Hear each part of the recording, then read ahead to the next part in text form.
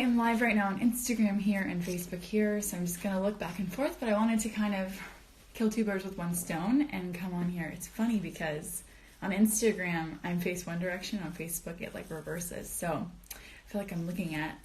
Hi Danielle, welcome! So it's 7 o'clock here in California, and I'm just going live for a little bit to talk to you guys about the soul career, and I wanted to share something that I think would be...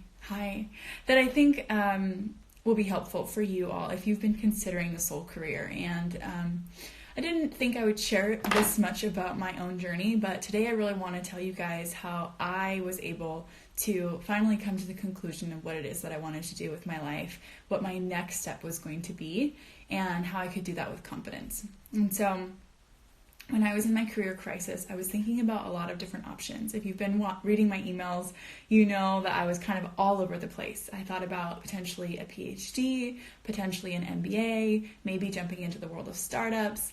I already had my coaching business, and so, hi Clara! And so I was thinking maybe I'll just continue with my coaching business, but something within me kept questioning and putting all these other options on the table. And then about a year ago, last April, I was talking to a friend who had a very worldly, multicultural experience growing up. She lived in many different countries, and she's actually married to someone who grew up as a missionary kid and lived in lots of different countries.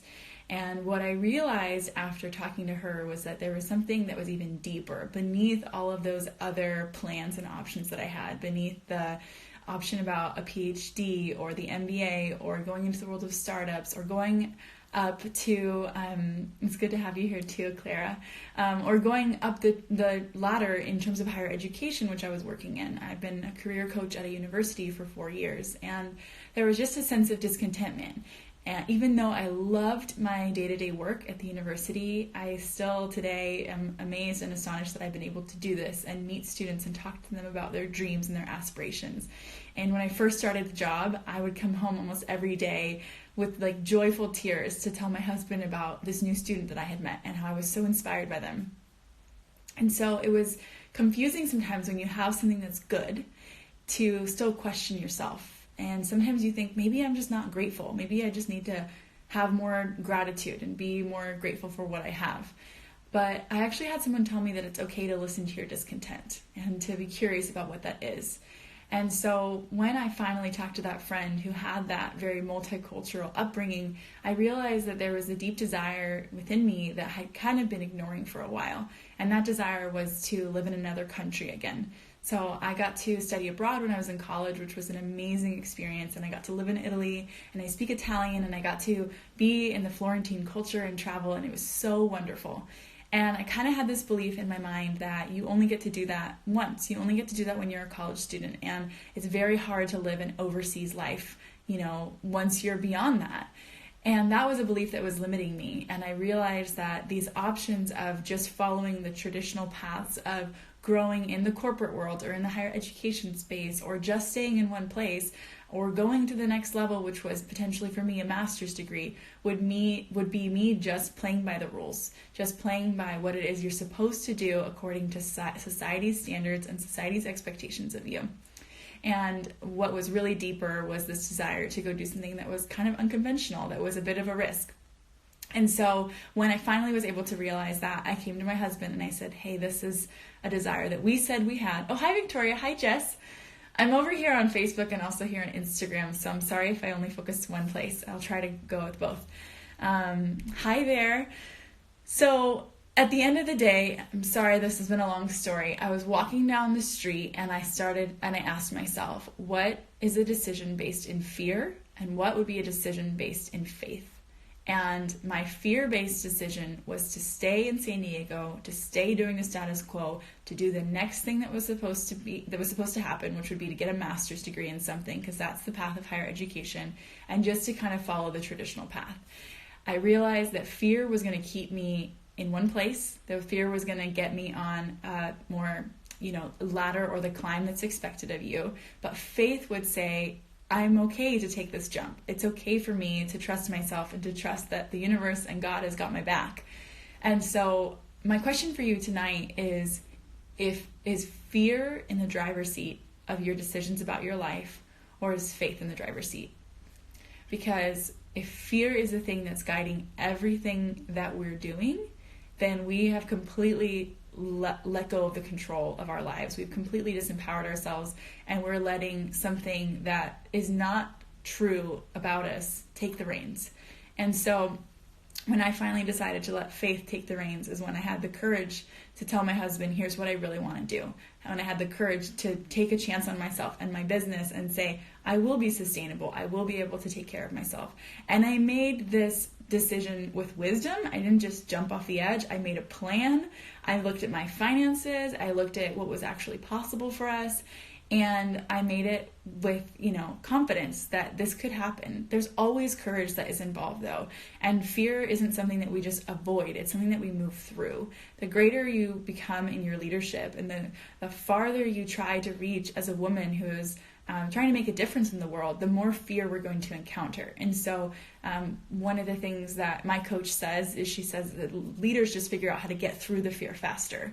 And so for me, rather than letting the fear continue to be a roadblock, rather than letting the fear continue to be the thing that stopped me from going for what I really wanted, I realized I needed to move through that fear.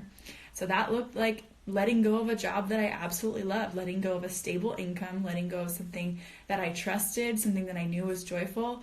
I had a fear that if I would lose that, then I would lose it forever, and then I would never have a job that I loved before. And again, fear kept coming up, and I realized how much of a hold that had on me. And so think about if fear or faith is in the driver's seat of your life, if you have relinquished your power to the unknown, or if you are relishing the unknown, if you're excited about the unknown, and if you believe that the universe and God has your back, because I do believe that. And then the other question that I asked myself, which really helped to clarify things and figure out my next step, was to release the expectation of having a 5-year plan. I know that everyone says you have to have a plan, know what you're doing 3 to 5 years. I think that that's BS, because life changes so quickly. You don't know if there's going to be something that comes completely out of the blue that sweeps you off your feet. That's an amazing opportunity to live in another place, or to try another thing, or to go get a different degree, or to step into a new role, or to go into leadership. You never know what's going to come. And so I don't know about you guys, but I always tell people just to take life 1 year at a time. I really think 1 year at a time is all that we can control, all that we can know. And so if we just allow it to be a 1 year thing, we release so much pressure to make the perfect right choice.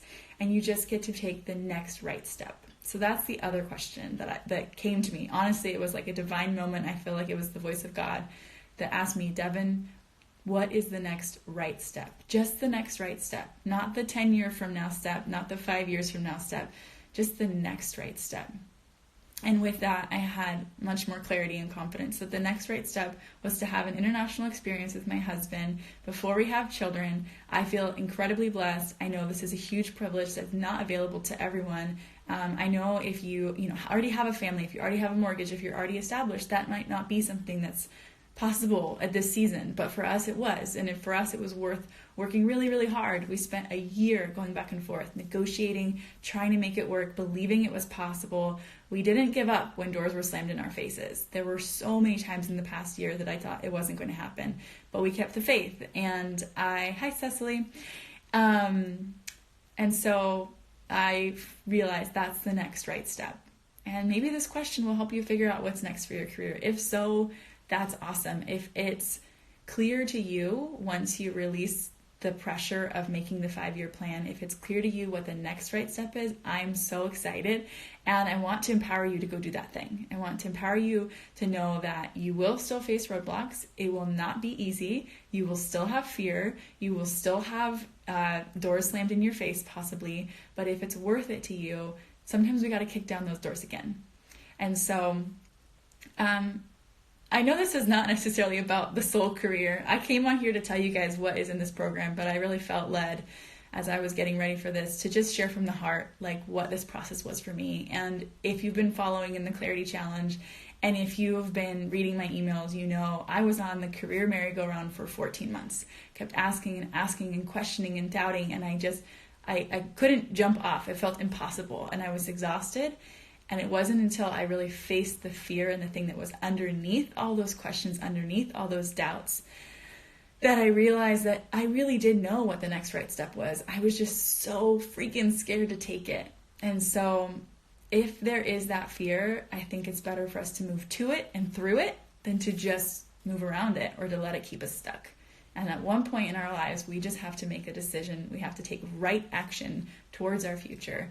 We have to take right action towards making a difference in the lives of others. And I also want to say that too, like, this is something that I've desired and dreamed of for a long time. And I fully admit that this is, that is for me. In a way, this is a selfish goal. This is a selfish desire. But I also have the intent and heart to serve others in the process.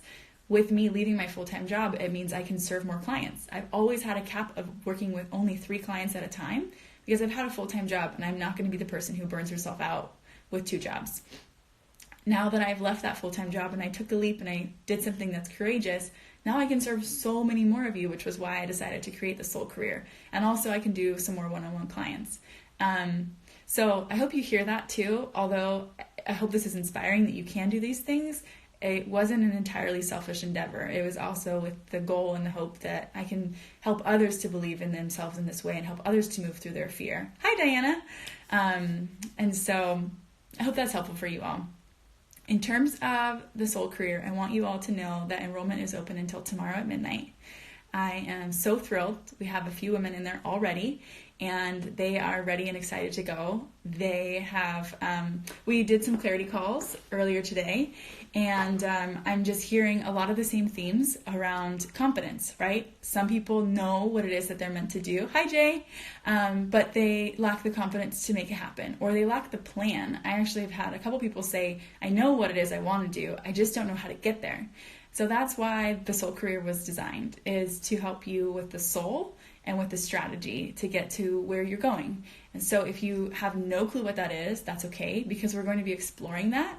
We're going to be exploring what makes you come alive. What are your strengths and skills and talents that you can bring to the world?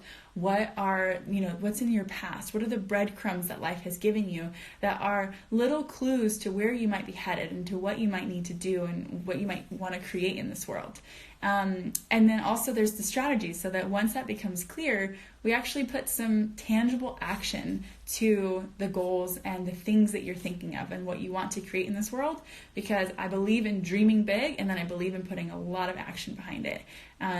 Those things don't happen when we just dream and dream and dream and sit on the couch and hope that they come to fruition. We have to dream, we have to believe, and then we have to act. And that's another reason why I wanted to do this in a community setting, because I fully believe in loving accountability, in benevolent pressure, as one of my favorite authors, Anne Lamott, says. When we have people who are cheering us on and who are calling us higher and who really believe in us, we can accomplish way more than if we're just sitting there trying to muster up the courage on our own. Sometimes it helps to have some sisters come alongside of us, to our right and to our left, who say, hey, I believe in you, I know you can do it. Sometimes we need someone to believe in us before we even believe in ourselves. I know women in my life who have done that, my mentors, and it's made such a difference. So again, enrollment is open until midnight tonight. It is, there's a special discount rate for any of you who are on my email list or who have joined the masterclass. So if you want access to that, you just got to send me a DM. It is 16 weeks soul and strategy. It's 16 weeks of sisterhood, of live coaching calls, of a Facebook community that's going to be exclusive to you all, where you can come through, talk about your hopes, your dreams, your doubts, your fears, getting the strategy, tips and tools, and the really practical resources to get this done.